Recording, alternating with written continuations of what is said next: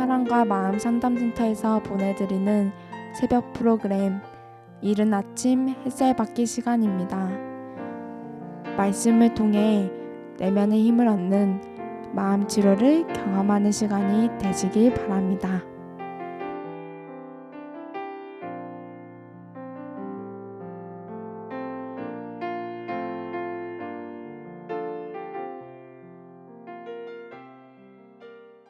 사랑하는 성도 여러분, 코로나 때문에 얼마나 피곤하십니까? 참 긴 시간 코로나로 인해서 전 세계가 고통받는 것 같습니다.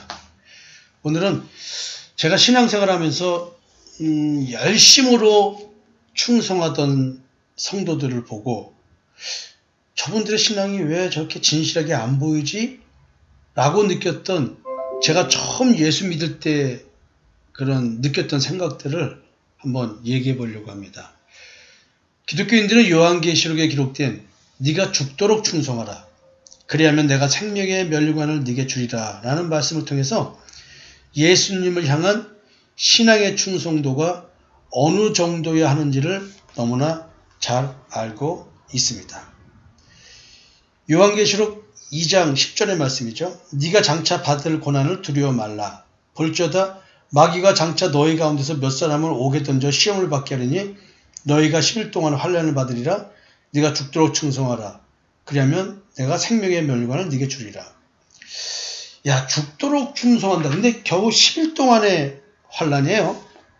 진짜 10일이라는 기간을 말하는 건지는 솔직히 저도 잘 모르겠지만, 하여튼 어쨌든 간에 세상 임금인, 세상의 영인 마귀가 사람을 옥에 집어넣을 정도로 실제 우리 삶에 영향을 미치고 있는 거죠. 옥에 갇히려면요, 내가 죄가 없다 할지라도 나를 고소 고발하는 사람이 있어야 되고요, 경찰이 그걸 조사해서 조서를 꾸며서 검찰에 넘겨야 됩니다. 그럼 검찰에 넘기면은 검찰이 기소해서 재판에 넘겨줘야 돼요. 그래서 재판까지 해야 되면 네 부류의 사람이 동원이 됩니다. 죽기까지 충성하는 신앙에 이르기 위해서는 어떠한 상황에서도 굴하지 않는 신앙의 지조가 필요하겠죠? 수많은 신앙의 선조들이 순교라는 이름하에 생명을 진짜 초기화와 같이 던졌다는 이야기, 정말로 전설적인 이야기 같은 이야기들을 우리는 너무나 많이 듣습니다. 수많은 해외 선교사들도 우리나라에서 피를 흘리며 희생했습니다. 오늘도 대한민국이 십자가가 걸린 교회 내에서는 하나님의 말씀에 순종하며 많은 교인들이 교회를 위해 헌신하고 있습니다. 목사님들은 때론 교회 중심의 가정생활을 강조하며 하나님께 헌신과 충성을 강의하고 있기도 합니다. 모두가 힘들어도 시간과 물질을 들이고 가족 간의 오붓한 시간조차도 때로는 가지지 못하면서 가족들과 서로 대화할 시간조차도 없이 각자가 교회 조직에 소속되어 그 조직에 편성된 프로그램에 의해 신앙생활을 하고 있다고 해도 과언은 아닙니다. 이거 열심히 하는 성도들인 경우입니다. 열심히 하는 사람들이야 주일만 지켜도 다행이겠죠. 목회자나 성도들 모두가 하나님께 죽도록 충성하기 위해 그렇게 신앙생활을 하고 있었습니다. 저는 이런 모습을 처음 제가 예수 믿을 때 이렇게 봤습니다. 저도 열심히 했기 때문에 옆에 있는 집사님들, 권사님들, 장로님들, 저 그분들에게 칭찬 많이 받았죠.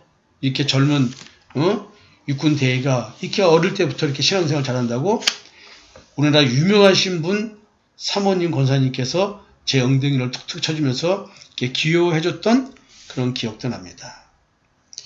근데 저는 그때 이상하게 특히 이제 제가 같은 부서에서 우리 부장 집사를 하시는 안수 집사님인데, 군대 생활에서 마치 경쟁하듯이 내가 맡은 조직에서는 성과가 있어야 돼.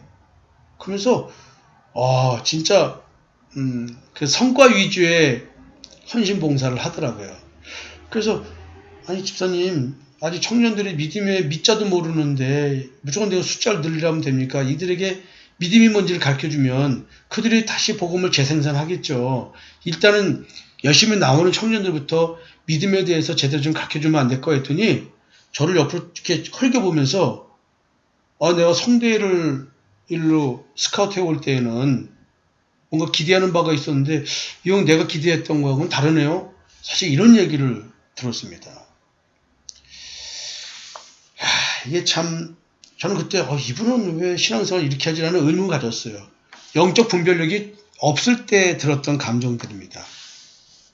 바울은 고린도 교회 성도들에게 자신과 믿는 자들을 그리스도의 일꾼이라고 표현했습니다. 그리고 하나님의 비밀을 맡은 자라고 불렀습니다. 그리고 그리스도의 일꾼은 하나님의 비밀이 누구예요? 그리스도죠. 하나님의 비밀을 맡았다는 얘기는 그리스도를 맡았다는 얘기예요. 그리스도에 대한 이야기를 전할 그 내용을 가졌다는 얘기겠죠. 그러니까 하나님의 비밀인 그리스도에 대해서 알기 때문에 충성된 자여야 한다고 말을 하는 것입니다. 골로새서 2장 2절에요. 이는 저희로 마음의 위안을 받고 사랑 안에서 연합하여 원만한 이해의 모든 부요에 이르러 하나님의 비밀인 그리스도를 깨닫게 하려 함이라. 그러니까 우리는 사실은 신앙생활의 근본은 오늘도 그리스도를 깨닫는 겁니다.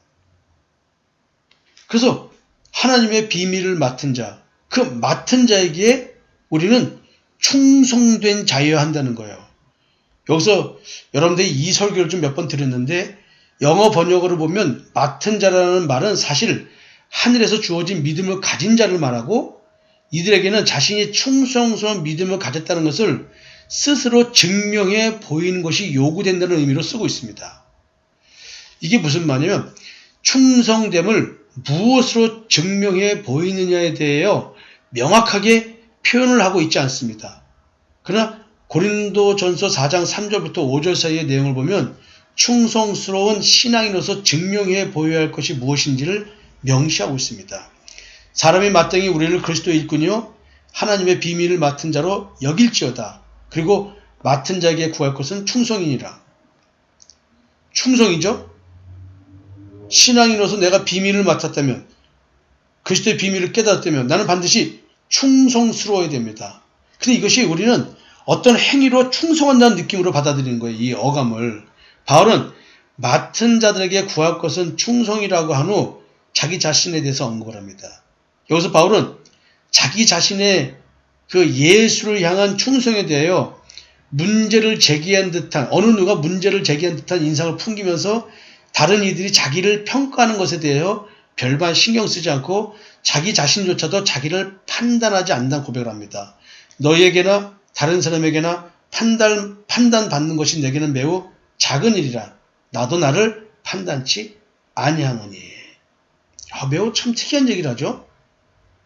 바울은 도리어 자기의 충성에 대하여 스스로 생각해도 자책할 것이 없음을 말하면서 이런 상태에 있지만 자신의 충성스러움도 자기 자신을 의롭게 만들어주지 못하며 오직 자기를 판단하는 주님의 판단에 의해서만 의로워질 수 있음을 고백합니다.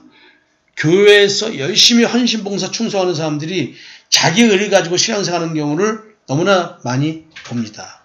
근데 바울은 누가 나를 신앙생활 잘한다, 복음 잘 전한다 이런 평가를 하는 것을 두려워하거나 그것 때문에 복음 전하지 않았습니다.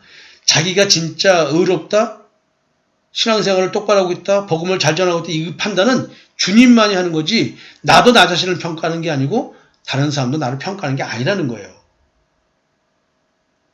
현재 교회에서 헌신봉사하는 많은 신앙인들에게 충성이라는 단어는 너무도 중요합니다.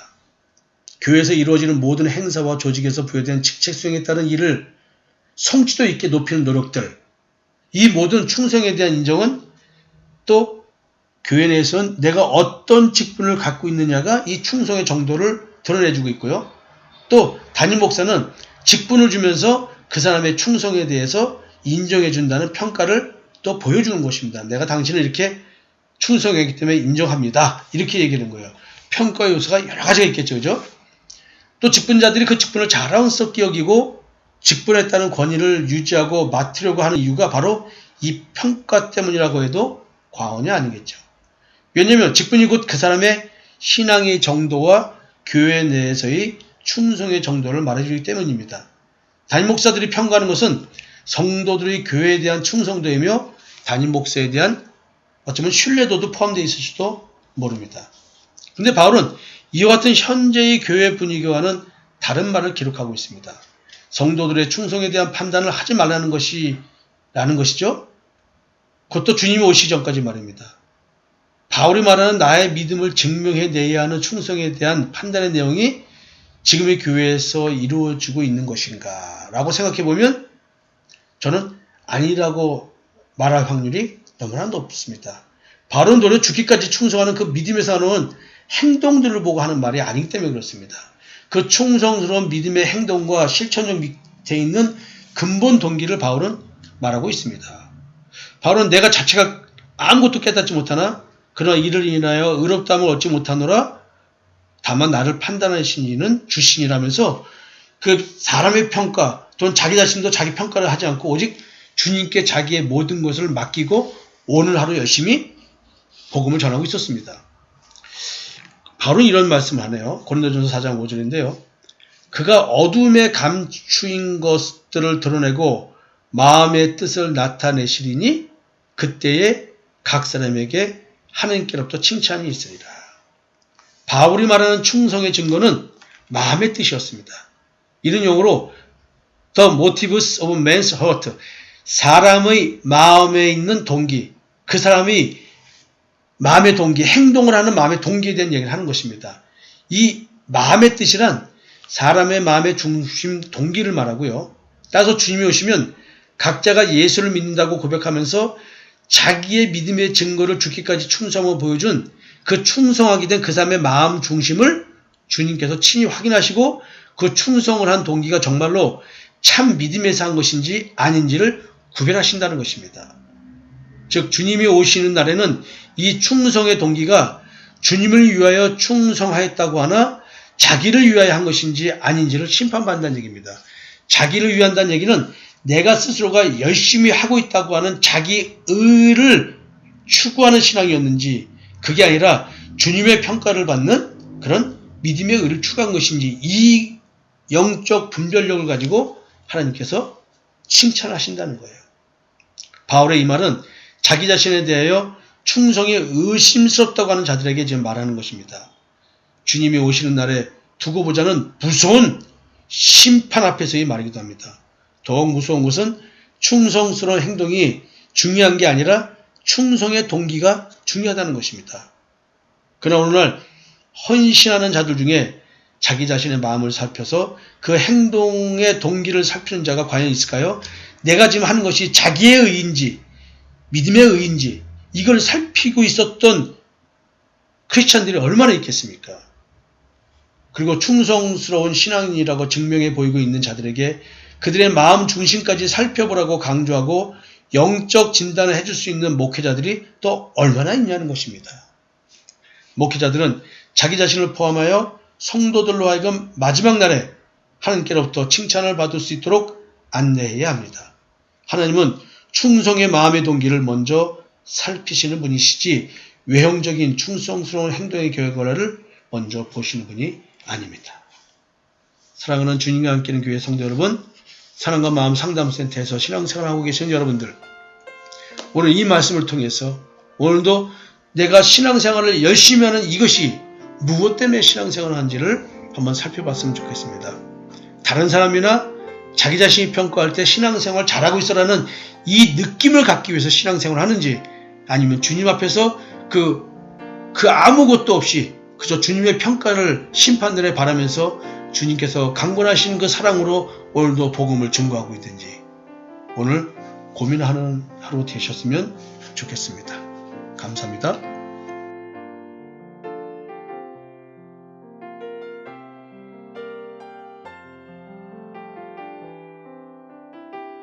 지금까지 사랑과 마음 상담센터에서 보내드리는 새벽 프로그램 이른 아침 햇살 받기 시간이었습니다. 오늘 하루 삶 속에서도 대속의 은총으로 말미암아 주어지는 믿음의 삶을 사는 여러분이 되시기를 기도합니다.